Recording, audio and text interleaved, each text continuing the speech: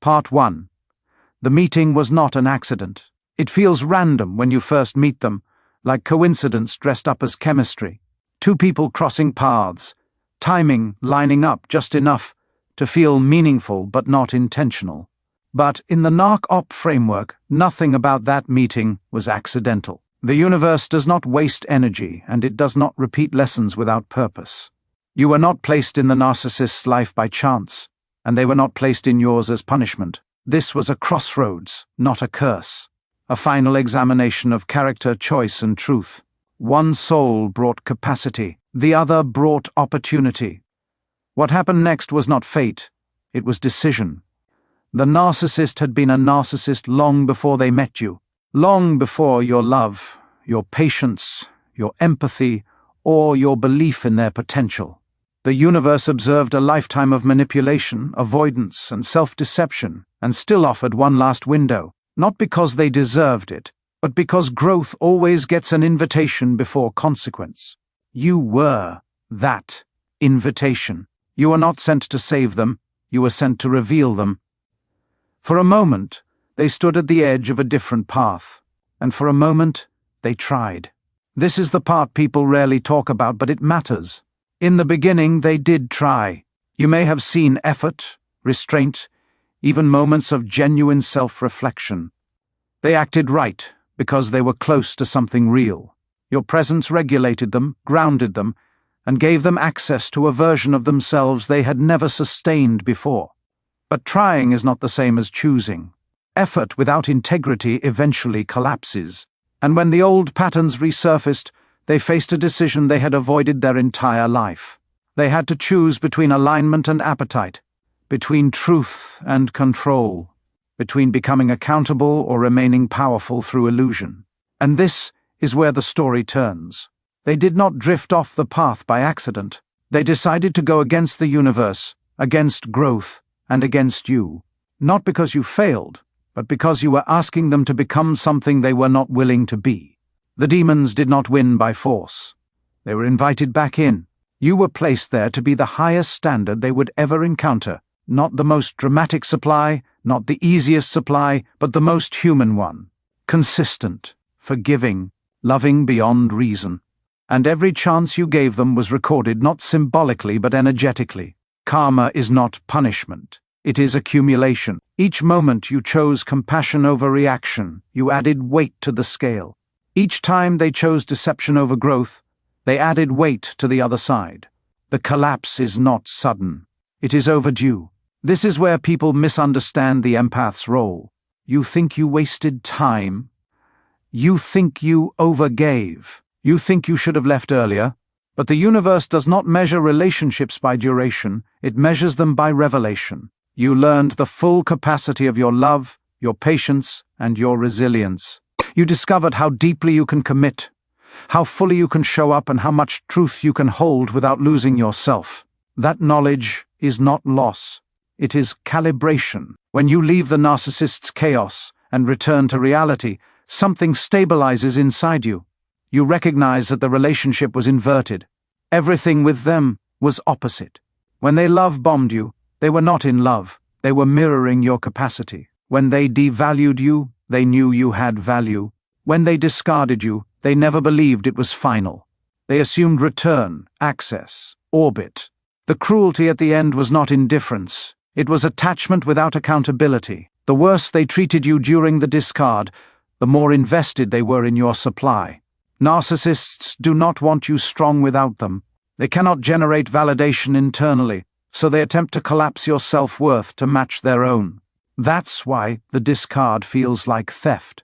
And in many ways, it is. At that moment, there are three versions of you walking the earth.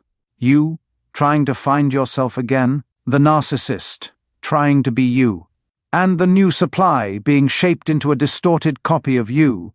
This is not coincidence. It is energetic transference.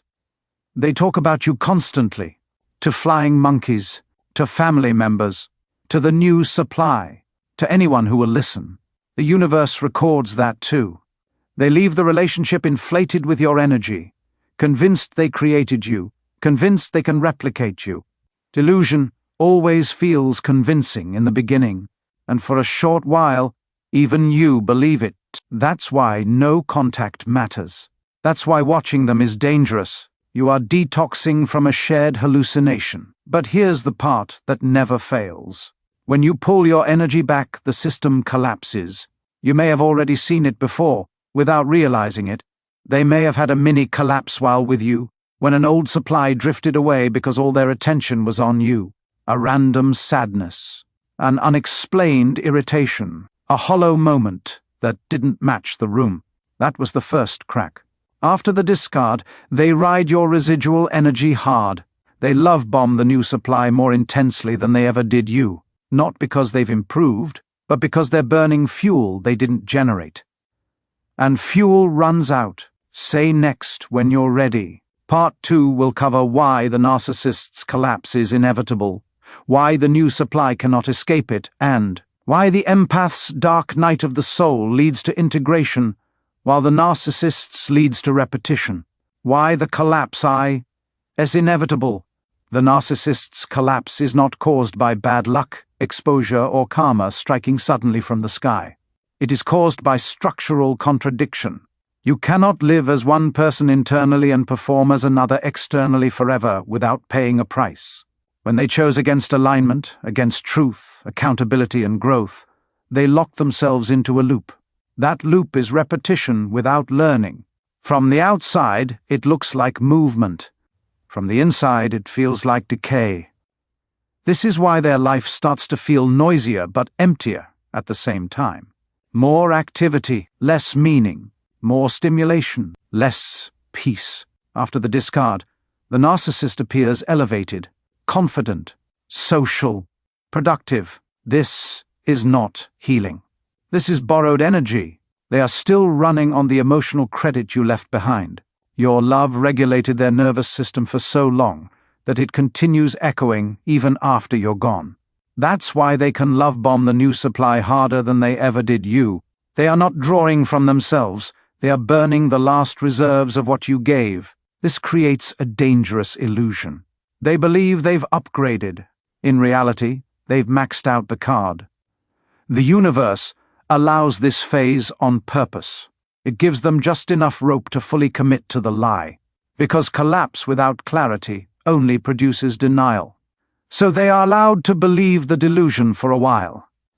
They post, they smile. They tell stories about how things are better now, and for a moment, it even feels true to them. But borrowed energy always demands repayment, and when it comes due internally first. The new supply does not collapse them immediately. That part matters. The collapse begins when the new supply can no longer regulate them the way you did. Not because the new supply is inferior, but because they are unfamiliar. You spent months or years learning how to soothe them, predict their moods, and prevent their spirals. You built a custom emotional operating system around their disorder. The new supply doesn't have that software yet. So when stress hits, when validation dips, when reality intrudes, the narcissist starts to feel exposed. This is when the cognitive dissonance becomes unbearable. On one side, they know, deep down, that they destroyed the best human connection they ever had. On the other side, they have to maintain the belief that they were right, justified, and superior. Holding both creates psychological pressure they cannot metabolize. Healthy people process guilt through accountability and repair. Narcissists process it through distortion. They rewrite history. They demonize you. They exaggerate your flaws, not because they believe it fully, but because they need the story to survive. Meanwhile, you enter a very different phase. No contact feels brutal at first. The empath's nervous system goes into withdrawal because you were trained to pour outward. You ruminate. You grieve. You question. This is the dark night of the soul, and it is not punishment. It is integration. Pain becomes information. Memory becomes lesson. You begin to understand who you are without reaction, without overgiving, without negotiating your worth. The universe does not rush this process because it is building something stable. The narcissist does not have this phase. They skip it. They cannot sit in silence long enough to learn. So while you are integrating, they are repeating. While you are becoming more yourself, they are trying to steal versions of you from other people. While you are healing, they are accelerating the cycle. This divergence is where destiny separates from delusion. One path leads inward, the other keeps running outward until there's nowhere left to go. Here is the quiet law they cannot escape. You cannot betray a person who showed you truth and still keep your internal balance. You can distract. You can deny. You can perform. But you cannot erase the knowledge that someone loved you cleanly and you chose deception instead. That knowledge lodges in the psyche like a splinter. Every future relationship rubs against it. Every failure reminds them of it. And every moment of quiet brings it back. When you pull your energy back, the real shift does not happen when you leave physically. It happens when you leave energetically. This is the moment you stop explaining, stop defending, stop reacting, and stop leaking emotional attention into a system that feeds on it. From a NARC OPP perspective, attention is currency, and you are the primary investor. When you pull your energy back, the narcissist doesn't just feel abandoned, they feel destabilized. Their internal world was calibrated around your responses, your concern, your empathy, and your willingness to engage. Remove that, and the calibration fails. Silence is not neutral to them. Silence is an existential threat. At first, they misinterpret your withdrawal. They think it's temporary, a mood, a tactic, a pause before you come back into orbit. This is why they don't panic immediately. They've seen you pull away before, only to return with more compassion. They mistake your stillness for exhaustion, not resolution. And because everything with them is opposite, they assume your quiet means you are losing, not integrating. This false confidence buys them a little time, but it also deepens the eventual shock.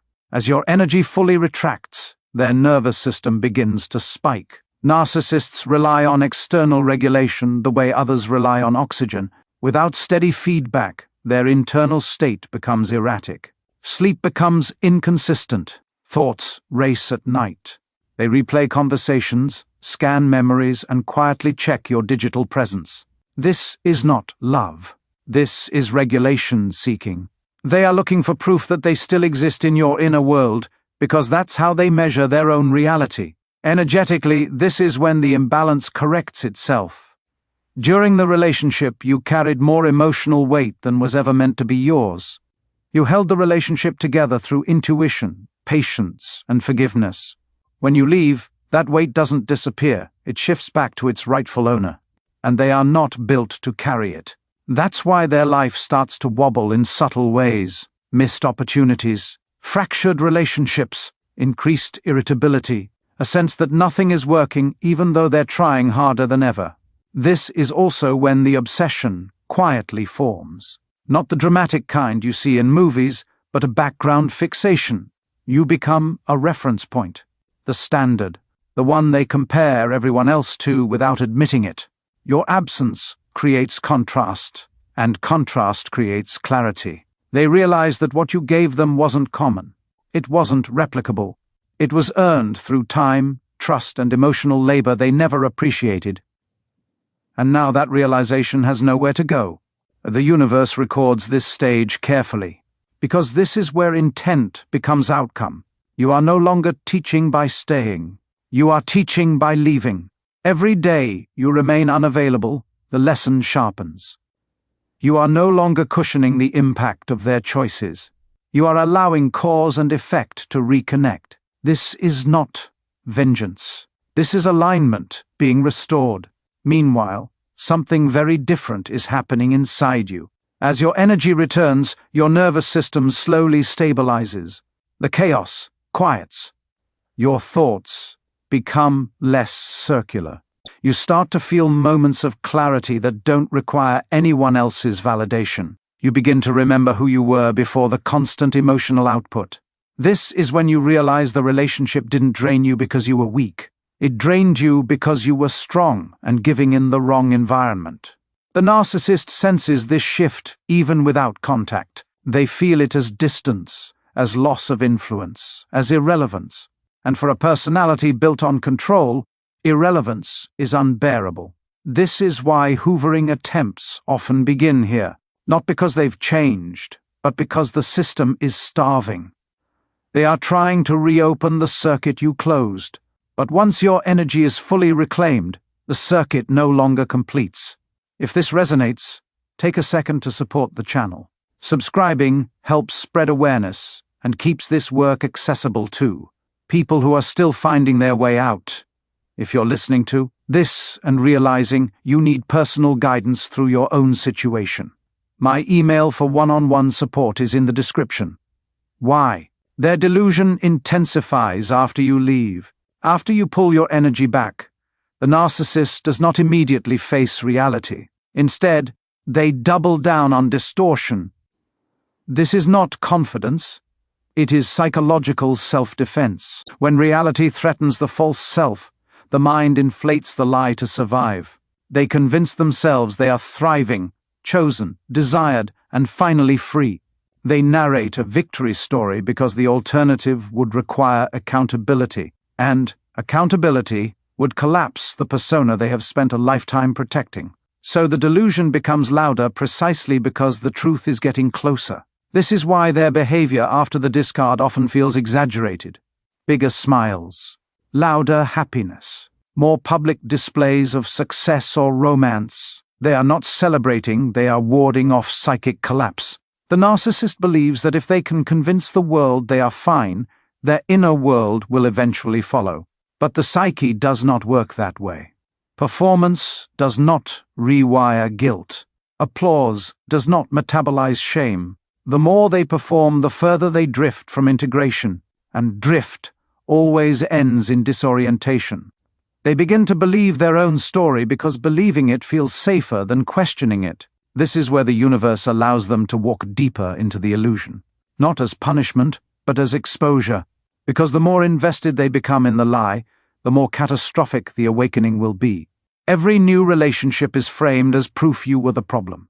Every success is framed as evidence they were right, but inside, the nervous system keeps registering conflict. Something feels off. Something feels hollow. They keep moving, hoping motion will outrun awareness. This is also when projection reaches its peak. The narcissist accuses you, silently or publicly, of everything they are experiencing internally. They call you bitter while obsessing over your absence. They call you weak while stealing your traits. They call you toxic while destabilizing every environment they enter. Projection is not strategy, it is leakage. What cannot be owned internally must be expelled outward, and you remain the primary container for that expulsion long after you've left. The delusion intensifies because they are now trapped by it. They cannot admit they lost you without admitting they lost something irreplaceable. They cannot grieve without dismantling the ego, so they choose fantasy over healing. And fantasy requires constant maintenance. Lies must be updated. Narratives must be defended. Allies must be recruited. This is why flying monkeys become more active after your departure. They are not supporting the narcissist, they are reinforcing the illusion. Meanwhile, the universe begins removing scaffolding. Quietly, incrementally, relationships strain. Opportunities slip. People lose patience. Not dramatically, not all at once, but consistently. This is not revenge energy. This is misalignment revealing itself. When you live out of alignment long enough, reality stops cooperating.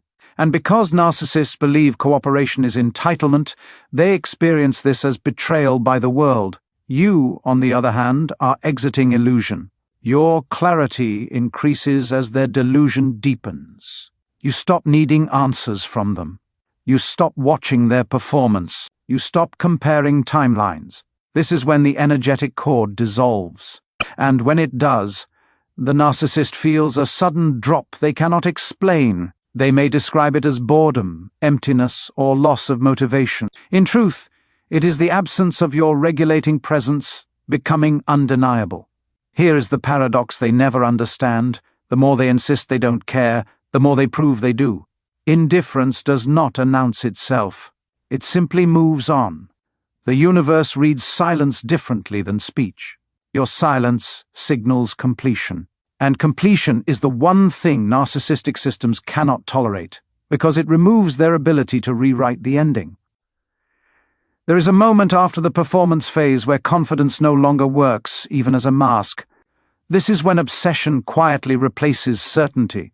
The narcissist does not announce this shift, and you rarely see it directly. Outwardly, they may still posture as unbothered, successful, or spiritually evolved. But internally, the energy has turned inward and begun to eat itself. The mind, no longer fed by your attention, begins circling the absence. And what circles long enough eventually sinks. Obsessive rumination is not a choice for the narcissist. It is a neurological response to loss of regulation. When you were present, your reactions gave their mind orientation. Even conflict gave them data. Now there is nothing to triangulate against. Silence creates a vacuum, and narcissistic structures cannot tolerate vacuums. So the mind fills it with you. They replay conversations, rewrite endings, imagine confrontations, and construct alternate realities where they regain control. This is not longing. This is an attempt to reassert dominance in a closed system. Their confidence fades because confidence requires coherence. And coherence requires truth. The longer they deny what happened, the more fractured their internal narrative becomes. They tell themselves they're better off, but the body doesn't agree. Stress responses increase. Sleep becomes shallow or fragmented. Focus slips. They feel restless without knowing why. These are not emotional reactions. They are physiological signals that something essential has been lost. And the mind keeps returning to the same conclusion it refuses to accept. This is where the Golden X phenomenon actually forms. Not because you were perfect, but because you were real. You saw them clearly and still showed up with consistency. That combination is rare, and the nervous system remembers it.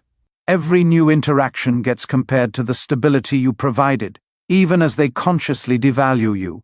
The comparison is automatic, and the more the comparison fails, the more obsession grows. You become the unspoken benchmark, the silent standard no one else meets. The narcissist hates this phase because it exposes their dependency. They were never as independent as they claimed. They needed you to believe in them, regulate them, and reflect a version of themselves they could tolerate. Without that reflection, the ego has nothing to bounce against. This is when they start watching from a distance, checking your social media, asking mutual contacts indirect questions, creating fake indifference while quietly tracking your life. They are looking for movement, for confirmation, for relevance. They want proof they still matter.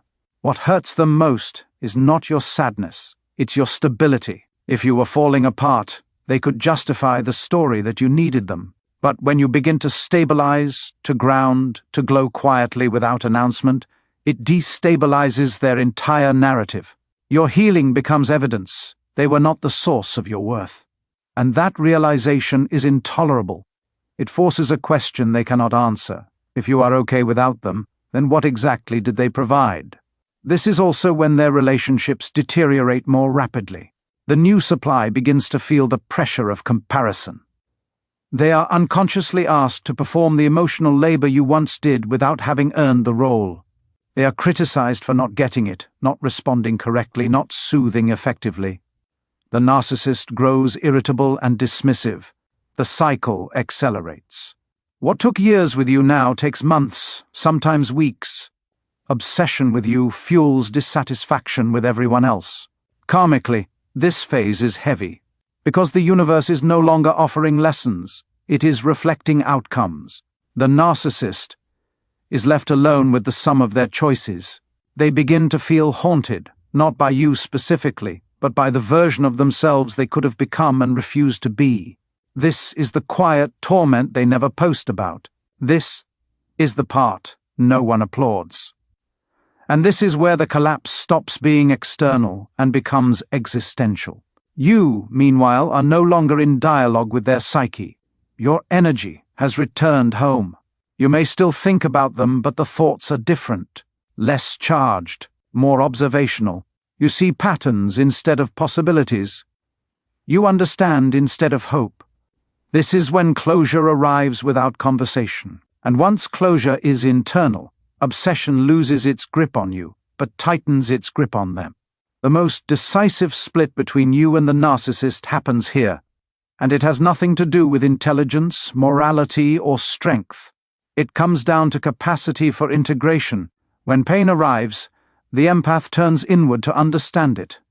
When pain arrives, the narcissist turns outward to escape it. That single difference determines the rest of both of your lives.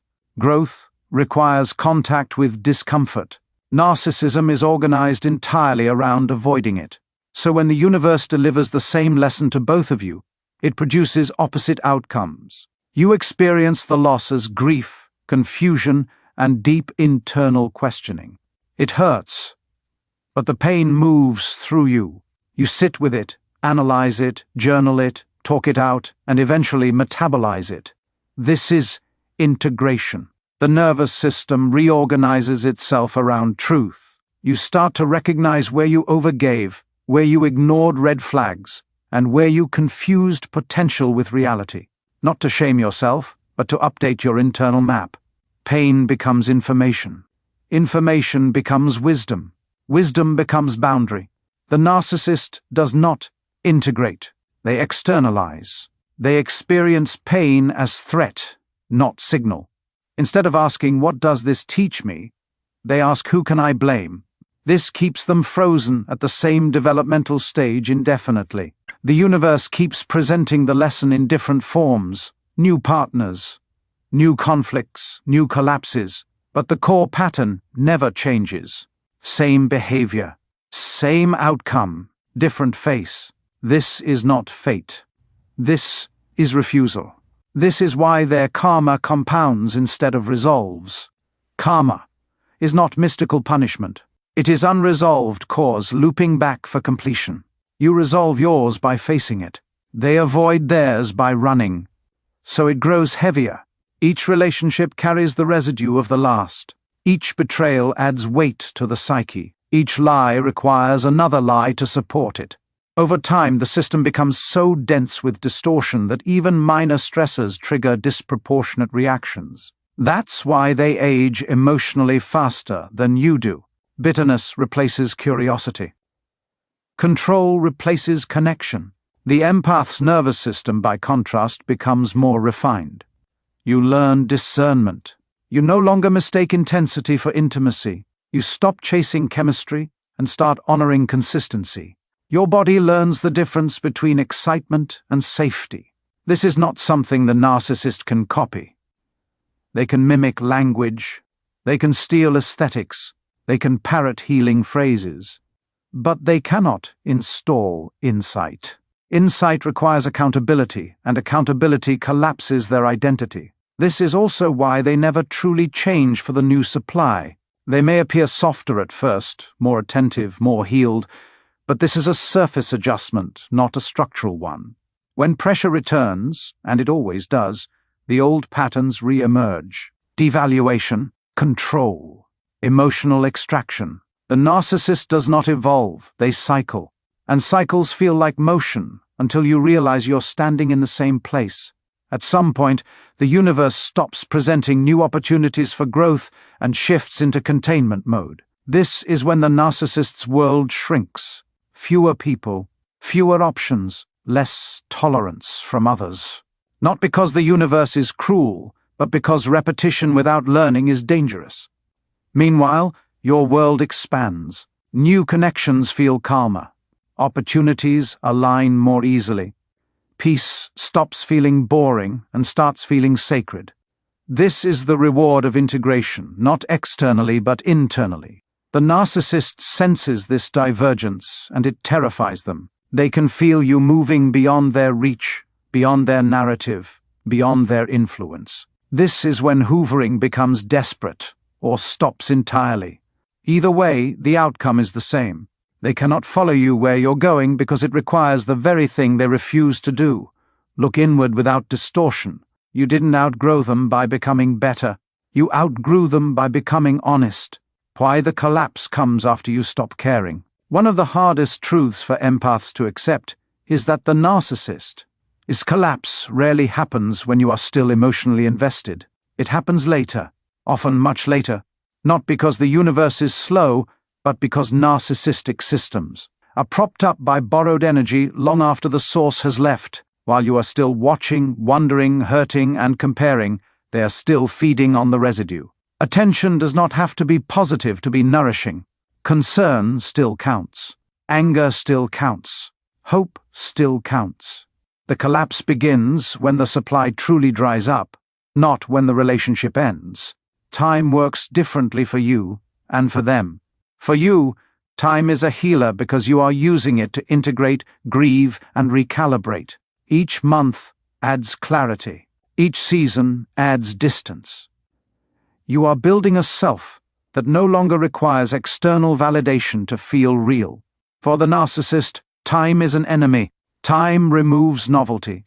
Time exposes repetition. Time reveals patterns they cannot explain away. And without a stable inner self, time feels like erosion rather than growth. This is why their collapse often looks anticlimactic from the outside. There is no dramatic downfall, no public apology, no sudden enlightenment. Instead, there is a slow narrowing of life.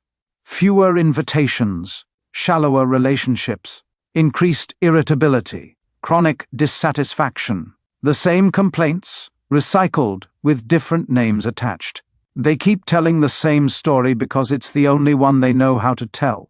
And each time they tell it, it rings more hollow, even to them. The narcissist also begins to feel haunted by moments rather than people. Certain songs, certain places, certain times of year. They don't miss you in a healthy way. They miss the regulation you provided. And because they cannot admit that dependency, the feeling gets displaced into bitterness, resentment, or quiet despair. This is when they may start speaking in vague terms about being unlucky in love or never finding the right people. They are circling the truth without touching it. This is also the stage where many empaths never witness the collapse at all, and that's by design. By the time the narcissist truly feels the weight of their choices, you are no longer in the orbit. You're not watching their social media. You're not asking mutual friends. You're not waiting for justice. You've moved back into your life. And this is important because collapse is not a performance meant for you. It is an internal reckoning meant for them. The universe does not humiliate narcissists publicly unless necessary. It isolates them privately. It removes the mirrors slowly, one by one. People stop responding the same way. Admiration dries up. Tolerance fades. They feel unseen, not persecuted. And for a personality that requires reflection to feel real, invisibility is the ultimate consequence. This is not cruelty. This is equilibrium being restored. Meanwhile, you experience something subtle but profound. You stop defining yourself by what you survived. The relationship becomes a chapter, not an identity. You don't need to prove anything. You don't need them to understand. You don't even need closure in the way you once did. Understanding arrives organically, and when understanding arrives, resentment dissolves. Not because what happened was acceptable, but because it no longer controls you. This is where the roles fully reverse. The narcissist becomes stuck in the past, replaying variations of the same story. You become future-oriented, curious, and grounded. They ruminate. You reflect. They resist. You integrate. And that difference compounds over time. 5 years later, the gap is undeniable. One life is defined by avoidance, the other by presence. The final insult to the narcissist's ego is not that you leave, it's that you thrive quietly, not performatively, not to prove a point, but because your nervous system is no longer under siege. Peace becomes your baseline. And when peace becomes normal, chaos loses its appeal. The narcissist cannot follow you there because chaos is the only environment where their defenses make sense. Why the meeting was necessary, and why IT could only end this way. It's natural to look back and ask why this had to happen at all. Why you had to love someone who could not meet you in truth. Why the universe would allow a connection so intense, so consuming, only to end in rupture. But from the NARC OPP lens, the meeting was never about permanence. It was about revelation. Some relationships are not meant to last. They are meant to expose. You were not meant to stay in the narcissist's life forever. You were meant to interrupt it. The narcissist was given a final invitation to choose alignment over appetite. Your presence offered them something they had never sustained before, a real mirror, a real bond, a real chance to integrate their fractured self. And for a brief window, they felt the pull of that possibility. That's why the beginning felt different. That's why you saw glimpses of goodness, restraint, and effort. That was not manipulation alone. That was proximity to truth. But proximity is not commitment. When the choice arrived, becoming accountable or preserving control, they chose the familiar path. Not because you failed, but because growth threatens the narcissistic identity at its core. You, on the other hand, were placed in their life to discover something about yourself, not how much you could tolerate, but how much you could love without losing your humanity. You learned the depth of your compassion, the strength of your forgiveness, and the danger of giving those gifts to someone who consumes rather than reciprocates. This was not wasted time. It was unrefined power being tested. The universe does not reveal capacity without pressure. You met the pressure and expanded. They met the pressure and contracted. The reason the ending had to be painful is because pain is the only thing that breaks illusion. If it had ended gently, you might still doubt yourself. If they had left kindly, you might still romanticize them. The chaos forced clarity. It burned away the fantasy, so you could see reality without filters. And once you see reality, you cannot unsee it. That is awakening. Not spiritual jargon, psychological irreversibility. Everything about the narcissist operates in inversion. When they love bomb, they are reflecting you. When they devalue, they are threatened by your worth. When they discard, they assume permanence of access. When they rage, they feel loss of control. When they pretend not to care, they are managing panic. The closer something is to truth, the more violently they push against it. And you were the closest thing to truth they ever allowed into their world. The universe does not chase narcissists. It waits. It allows repetition until repetition becomes undeniable. Their collapse is not dramatic because drama feeds them. Their collapse is quiet because quiet leaves no one to blame. It shows up as emptiness, stagnation, and a life that feels increasingly narrow. This is not your responsibility. It never was. You were not sent to save them. You were sent to offer a choice. They declined, and that decision belongs to them. You leave this experience with scars, yes, but scars mean healing happened. You gain discernment. You gain boundaries. You gain an internal compass that no longer points toward chaos disguised as love. You do not need to seek validation because you now recognize your own capacity. You don't need to chase meaning because meaning has already reorganized itself inside you. This is the quiet power of integration. The final truth is this: you did not lose a soulmate. You completed a karmic assignment. You were never meant to stay in the burning building. You were meant to wake up, walk out, and remember who you were before the smoke convinced you that suffocation was normal. The narcissist remains inside, rearranging the furniture, blaming the fire, insisting the heat isn't real. You don't have to watch that. Your work is done. This is where the story ends. Not with revenge, not with triumph, but with alignment. You return to yourself. They remain in avoidance. The universe restores balance not by punishing, but by separating paths that no longer belong together. And once separation happens at the energetic level, there is no reunion, only understanding. Thank you for staying present through this. Thank you for choosing clarity over chaos. And thank you for trusting yourself enough to leave when staying would have meant losing who you are.